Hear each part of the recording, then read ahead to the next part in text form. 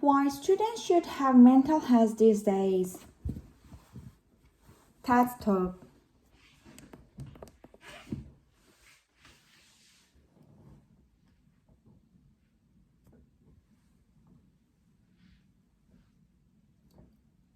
When I was a kid, my mom and I made this deal. I was allowed to take 3 mental health risk days every semester as long as I continued to do well in school. This was because I started my mental health journey when I was only 6 years old. I was always what my grade school teachers would call a worrier, but later I found that I had trauma-induced anxiety and clinical depression. This made growing up pretty hard. I was worried about a lot of things and other kids weren't, and school got really overwhelming sometimes. This is all these memory breakdowns, panic attacks. Sometimes I was super productive and other days I couldn't get anything done. This is all happening during a time when my mental health was being talked about as much as it is now, especially youth mental health. Some semesters I used all of those rest days to the fullest. Others I didn't either at all. But the fact that I was always on option is what kept me a happy, healthy, and successful student. Now I'm using those skills that I learned as kids to help other students with mental health challenges. I'm here today to offer you some insights into the roles of teenager mental health. What's going on? How do we get here? What can we do?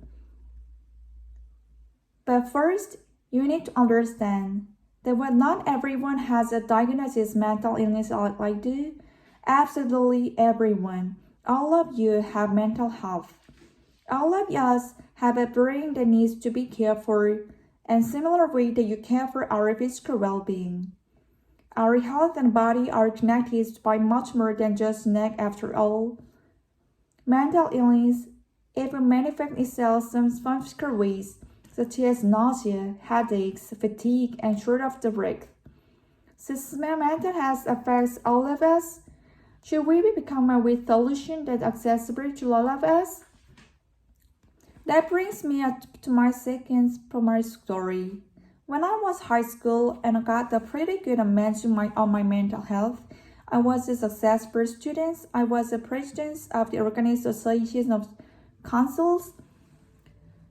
But it was around the time that I began to realize mental health was a much bigger problem than just for me personally. Unfortunately, my hometown was touched by multiple suicides during my first year in high school. I thought the challenges struck our entire community. And as the president of statewide group, I began hearing more and more stories from students who had also happened in their time.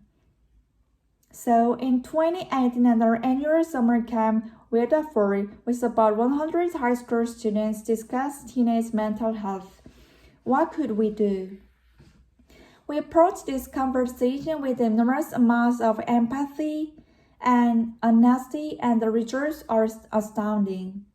What struck me the most was that every single one of my peers had this story about the mental health crisis in their school, no matter if they were from a tiny town in East Oregon or the very heart of the Poland.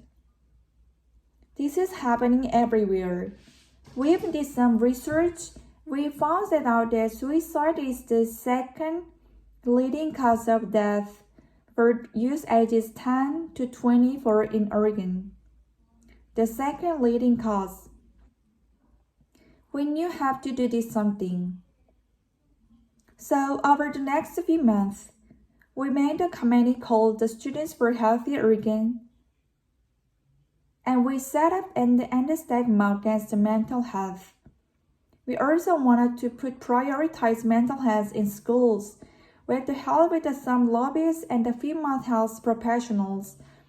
We put forward House Bill 2191. This bill allows students to take mental health days off from school the same year with a physical health day. Because oftentimes the day off is the difference between feeling a whole lot better or a whole lot worse. kind of like those the my mom did when I was younger.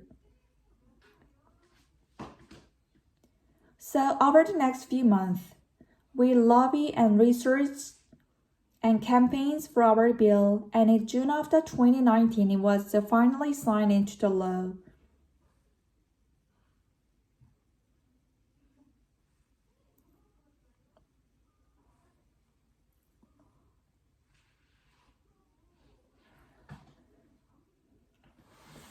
This was a groundbreaking moment for grad students. Here's an example of how it is simply playing out now. Let's say students having a really hard month. They're overwhelmed, overworked, they're falling behind in school and maybe they do need help. Maybe they never talked about mental health with their parents before, but others have decided to help initiate the conversation. The parents still need to be the one to call the school and excuse the absence. So it's not like the free pass for kids, but most importantly, now the school has that absence recorded as a mental health day, so they can keep track of just how many students take mental health days. If students take too many, it will be reported to the school counselor for a check-in.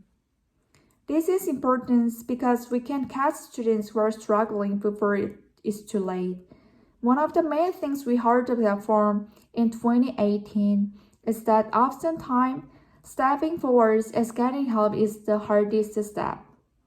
We're hoping that the law can help up with that. It's not only will starting teaching kids young how to take care of themselves and practice self-care and stress management, but it could also literally save lives.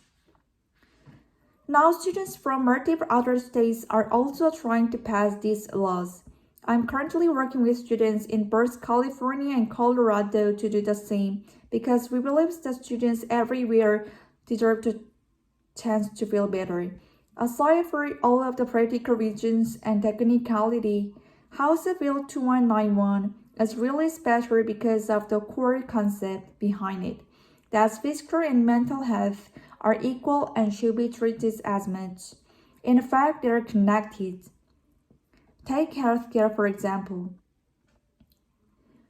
Think about CPR. If you are put in the situation where you have to administer the CPR, would you know at least a little bit of what to do? Think to yourself.